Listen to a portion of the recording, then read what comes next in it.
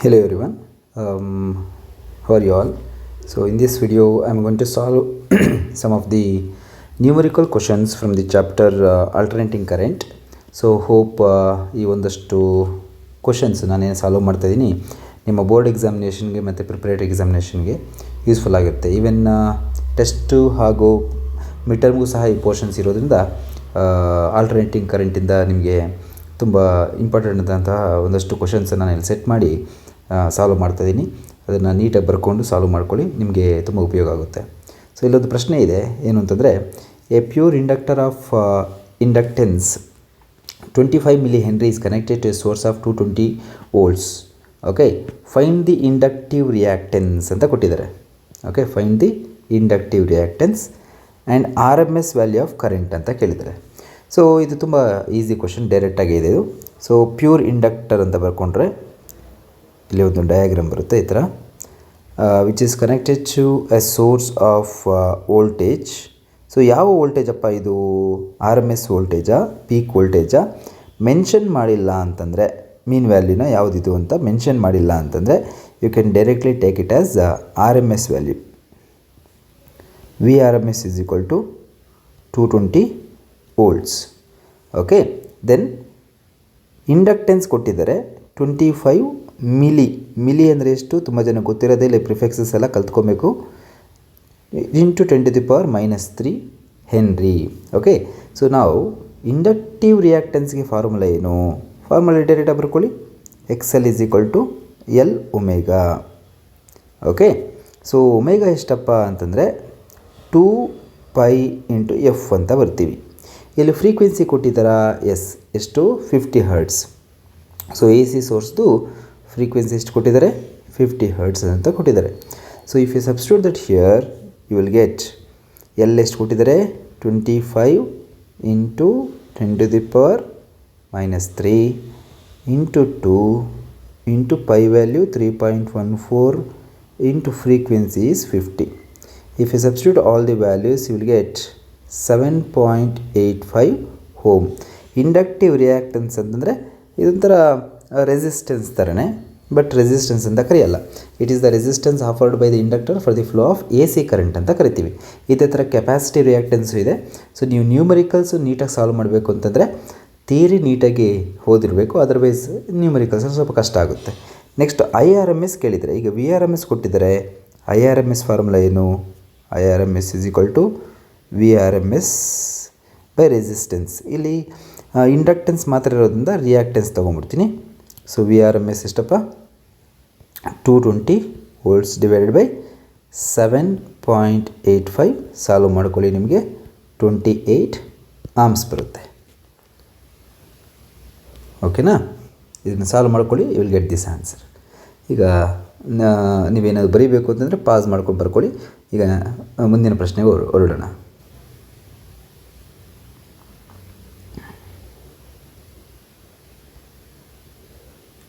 So ಇಲ್ಲಿ ಏನು ಪ್ರಶ್ನೆ ಇದೆ? An inductor and a bulb are connected in series to an AC source of 220 volts and 50 hertz. A current of 11 ampere flows in the circuit and the phase difference between the voltage and the current is π/4 radian. Calculate the impedance and the inductance of the circuit. Okay, first ಇಲ್ಲಿ data ಬರ್ಕೊಂಬಿಡೋಣ. ಏನು ಕೊಟ್ಟಿದ್ದಾರೆ? An inductor and a ಬಲ್ಬನ್ನು ನಾವು resistor ಅಂತ ಬರ್ಕೊಬೋದು. ಡೈರೆಕ್ಟಾಗಿ ತೊಗೊಂಬಿಡಿ. Is connected in series with the 220 volts. So ಅದು ಮೆನ್ಷನ್ ಮಾಡಿಲ್ಲದೆ ಇರೋದ್ರಿಂದ ಅದನ್ನು ವಿ ಆರ್ ಎಮ್ ಎಸ್ ಅಂತ ಬರ್ಕೊಂಬಿಡ್ತೀನಿ. Inductance L, resistance R, voltage V. So data ಇಲ್ಲಿ ಬರ್ಕೊಳ್ಳೋದಾದರೆ ಏನಂತ ಬರುತ್ತೆ? V R M S is equal to 220 volts. Frequency ಎಷ್ಟು ಬಂತಪ್ಪ? 50 ಹರ್ಟ್ಸ್. ಆಯಿತಾ? ಸೊ ಕರೆಂಟ್ ಕೊಟ್ಟಿದ್ದಾರೆ, ಮೆನ್ಷನ್ ಮಾಡಿಲ್ಲದೆ ಇರೋದ್ರಿಂದ ಐ ಆರ್ ಎಮ್ ಎಸ್ ಅಂತ ತೊಗೊಳ್ತೀವಿ. That is 11 amps. Flows in the circuit and the face angle between the voltage and the current is. Face angle ಕೊಟ್ಟಿದ್ದಾರೆ, voltage ಮತ್ತು ಆ್ಯಂಗಲ್ ಮತ್ತು ಎಷ್ಟು? π/4 ರೇಡಿಯನ್. ಕ್ಯಾಲ್ಕುಲೇಟ್ ದಿ ಇಂಪೆಡೆನ್ಸ್ ಅಂತ ಕೇಳಿದ್ದಾರೆ.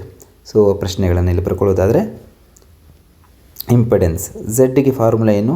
ಸೊ ಯೂಶ್ವಲಿ ನಿಮಗೆ R² plus XL minus XC ಕೊಡ್ತಾರೆ. ಇಲ್ಲಿ L ಮಾತ್ರ ಇರೋದ್ರಿಂದ XL² ಅಂತಲೇ ತೊಗೊಳ್ತೀನಿ, ಆಯಿತಾ. ಸೊ ಇಂಪೆಡೆನ್ಸ್ ಎಷ್ಟು ಅಂತ ಕೇಳ್ತಿದ್ದಾರೆ.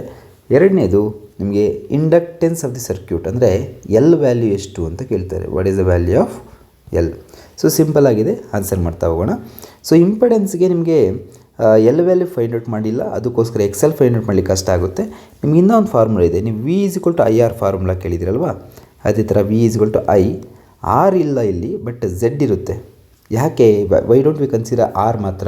ಸರ್ ಆರ್ ವ್ಯಾಲ್ಯೂ ಕೊಟ್ಟಿದ್ದಾರಲ್ಲ, ಡೈರೆಕ್ಟ್ ಹಾಕ್ಕೊಬೋದು. ಬಟ್ ಆ ಆರ್ಗೆ ಸೀರೀಸಲ್ಲಿ ಇಂಡಕ್ಟರ್ನ ಸಹ ಕನೆಕ್ಟ್ ಮಾಡಿದ್ದಾರೆ, ಅದಕ್ಕೋಸ್ಕರ ಅದ್ರದ್ದು ರೆಸಿಸ್ಟೆನ್ಸ್ ವೇರಿ ಆಗುತ್ತೆ. ಸೊ ರಿಯಾಕ್ಟೆನ್ಸ್ ಆ್ಯಡಪ್ ಆಗುತ್ತೆ. ಸೊ ಅದನ್ನು ಇಂಪೆಡೆನ್ಸ್ ಅಂತ ಕರಿತೀವಿ. So impedance is how much Z. So ಹಾಗಾದರೆ Z = what?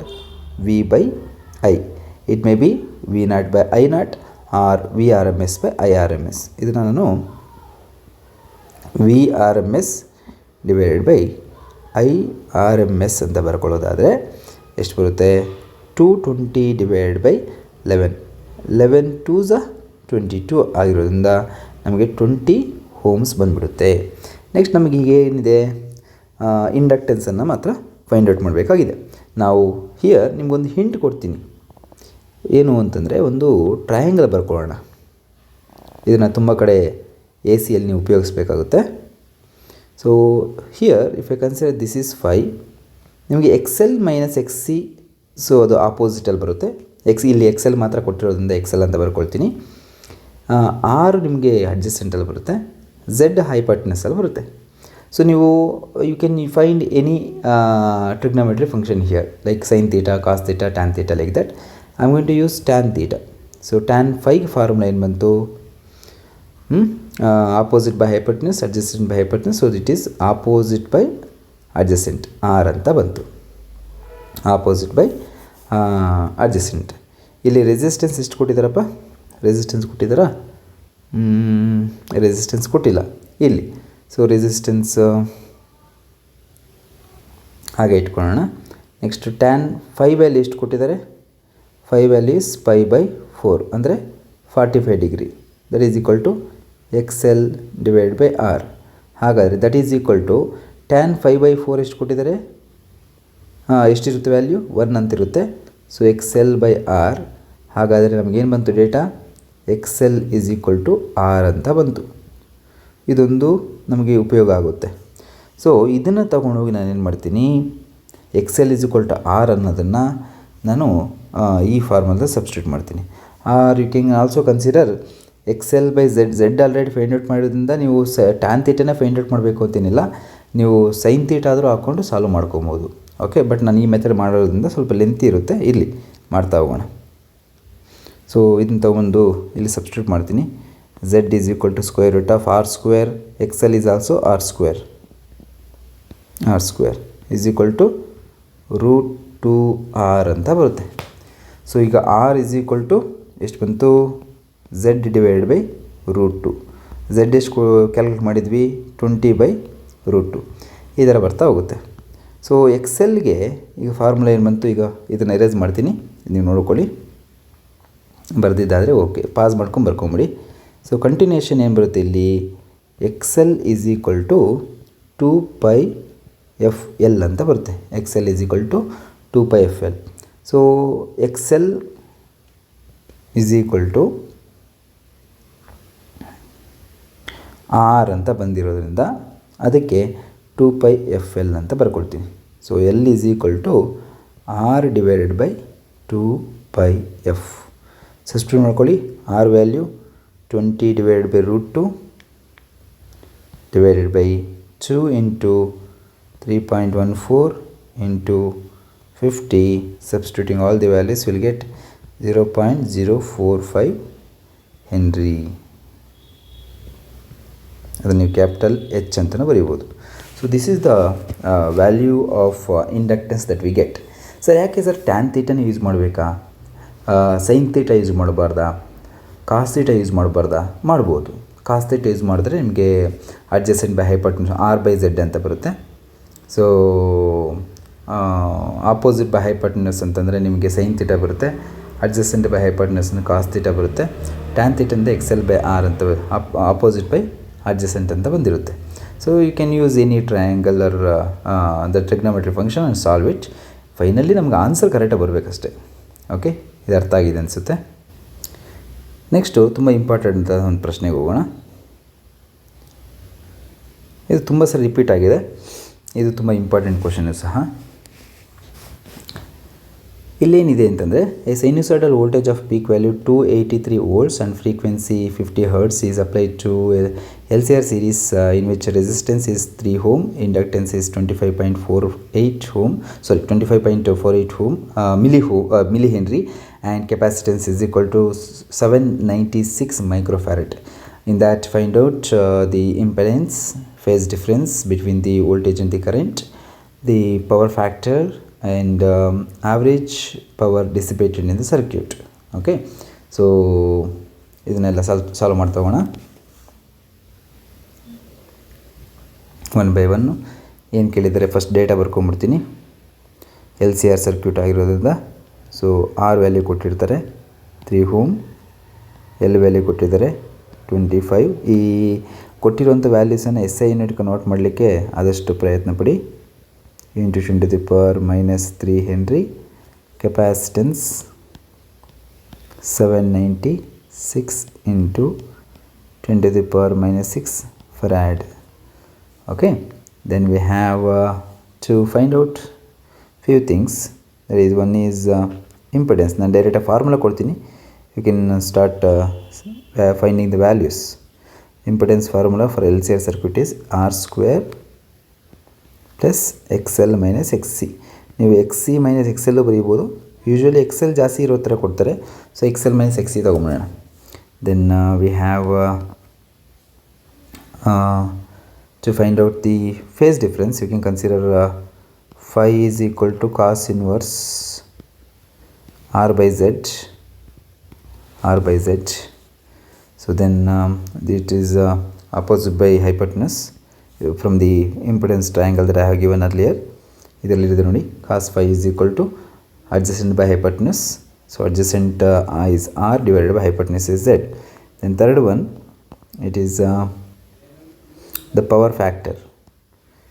Power factor formula ಏನು ಗೊತ್ತಾ? Power factor is equal to cos phi. Cos phi itself is called power factor.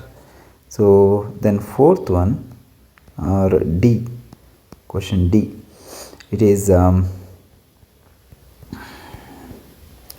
average power formula ಕೊಡ್ತೀನಿ. that is VRMS into IRMS into what is that cos phi power factor ಅಂತ ಬರುತ್ತೆ. ಇದು average power formula. ಇದನ್ನು ನೀವು V0/√2 ಅಂತ ಬರ್ಕೊಳ್ಬಹುದು, ಅಥವಾ I0/√2 ಅಂತ ಬರ್ಕೊಬಹುದು, ಅಥವಾ cos phi ಅನ್ನು R/Z ಅಂತಲೂ ಬರ್ಕೊಬೋದು. ಅಕಸ್ಮಾತ್ I0 ವ್ಯಾಲ್ಯೂ ಕೊಟ್ಟಿಲ್ಲ ಅಂದ್ಕೊಳ್ಳಿ, ಇಲ್ಲ I0 ವ್ಯಾಲ್ಯೂ ಕೊಟ್ಟಿಲ್ಲ, ಫೈಂಡ್ ಔಟ್ ಮಾಡಬೇಕು.